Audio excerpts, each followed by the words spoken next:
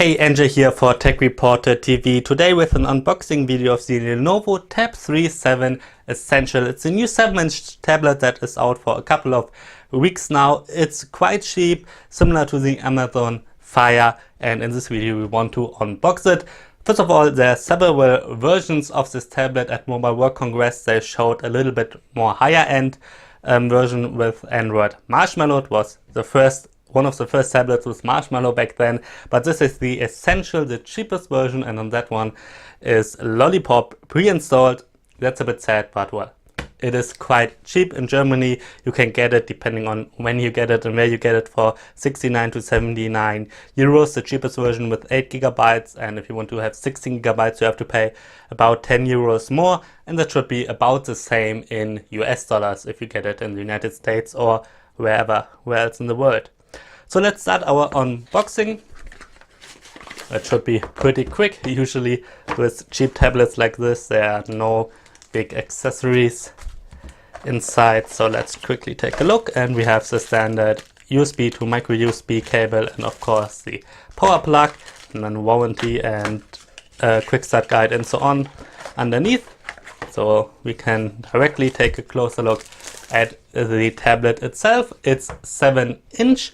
And yeah, it looks quite nice actually. The design is not too bad. We have everything in black here except for the lid for the micro SD card slot. It's blue, and also the bezel here around the screen, and these are just a couple of stickers that we can remove later. The build quality, yeah, my first impression, it's alright. It feels actually quite similar to the Amazon Fire tablet that is just a little bit cheaper. It definitely does not feel as high-end as the Samsung Galaxy Tab A 7.0 that is available for around 130 euros or US dollars. It's more expensive and it feels a little bit better, but it doesn't feel as bad. But you definitely notice if you have it in your hands that this is a cheap tablet. That's definitely what you're noticing. The build quality otherwise is fine. Everything is plastic, of course. I like that there is some texture here on the back so that you don't see fingerprints that easy. With a lot of cheaper tablets you see them very easily with the glossy backs. I don't like that, even with higher end devices like the Galaxy S7 and so on. But not here, we don't see fingerprints that easy. That's very good. So let's go around the device. We have a 7-inch display over here, speakers on the top, a 0.2 megapixel camera on the front, not the highest resolution, a 2 megapixel camera on the back, again not the highest resolution, but it will do its job for just simple stuff, I guess. We have a volume rocker over here, a power button on the bottom, headset port, then of course we have the micro USB port, there's a headset port, this is a microphone obviously, and behind this lid there's a micro SD card slot. There's also room for another card slot, and I guess that will be where the SIM card goes with the LTE or 3G version. That's not out yet in Germany though, maybe in the United States. Alright, that's the tablet. Let's just turn it on. I already turned it on actually and played with it a little bit. First of all, let's go back to the display. It's 7 inches, it's an IPS screen, and the viewing angles, they are alright. Definitely not the best, but they are quite alright. It's not the brightest display either, but it's alright for the price. It's not the darkest as well, and the resolution is not the highest as well. Obviously with this price there are some compromises. It's only 1024 by 600, so this is the same resolution that we get with the Amazon Fire. A little bit more expensive tablets like the Asus ZenPad 7, the little bit higher ZenPad 7 has an HD resolution. The Galaxy Tab A 7.0 has an HD resolution as well. And you will notice the difference. Although 1024 by 600 on 7 inches, they are not as bad as you might think. It's actually quite usable. Inside runs a MediaTek quad-core processor. It's clocked at 1.3 GHz together with 1 GB of RAM and 8 GB of internal memory.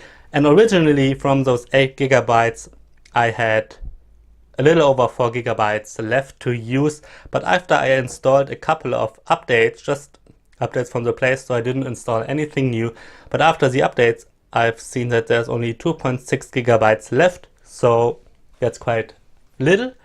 This is a 16GB version, and maybe you should get it at least if you want to install a couple of apps, a couple of games. But obviously we have the micro SD card slot as well if you want to store movies or whatever on there.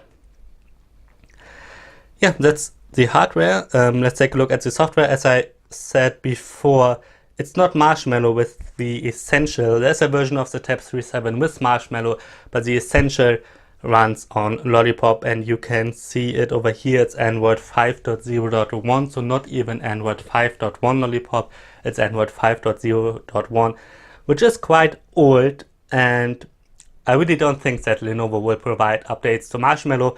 I would be positively surprised, but kind of I don't think so. Usually cheap tablets don't get updates at all, and if maybe a couple of security updates, but usually no major Android version updates. Otherwise, it's pretty much vanilla Android here. Lenovo used to have a quite customized UI where all of the apps landed on the home screen directly, and you didn't have this app drawer, but you have it now. It's pretty much vanilla Android, and there are a couple of apps pre-installed from Lenovo. They have their own gallery app and so on, but it's actually not too much. It's pretty much vanilla Android, and it looks that way and it behaves that way as far as I have seen so far. So that's a good thing. It shouldn't slow down the tablet too much. Let's just open the browser and surf around a bit on tabletblog.de, and it should work fine. For browsing, for YouTube, I don't think that we will have any problems there. The processor should be fast enough for that. If I do my gaming test, I'm kind of sure that games like Modern Combat 5, they won't run on the highest graphics settings. Pretty sure of that, but yeah, cheaper games or not that high-end games, they should run on here. Yeah, pretty decent, like Angry Birds and so on. I don't think there will be many problems. Alright, this is the first look of the Lenovo Tab 3.7 Essential. My first impressions for that price, they're quite good. It's just an alternative to the Amazon Fire with pretty similar specs, but with Google Androids, the Google apps, the Google Play Store, which you don't get with the Amazon Fire. So if you're not a Prime member and you don't watch their instant videos, their movies, their TV shows, then maybe the Tab 3.7 Essential is a good alternative, especially if you want to use the Google apps but still want to have a cheap tablet. But as I said, if you spend a little bit more money, you get a little bit better tablet. For example, the Galaxy Tab A 7.0 has definitely, in my opinion, a better build quality, and it has an HD screen, and you will see the difference between an HD screen and a 1024x600 screen. So yeah, that's my first impressions. I will do a performance test, battery test and so on, and then there will be my final review, so stay tuned to this YouTube channel. And if you have any questions, please write them in the comments so I can use those questions to make my review, my final review better. I'm Angel for Tech Reporter TV. Thanks for watching.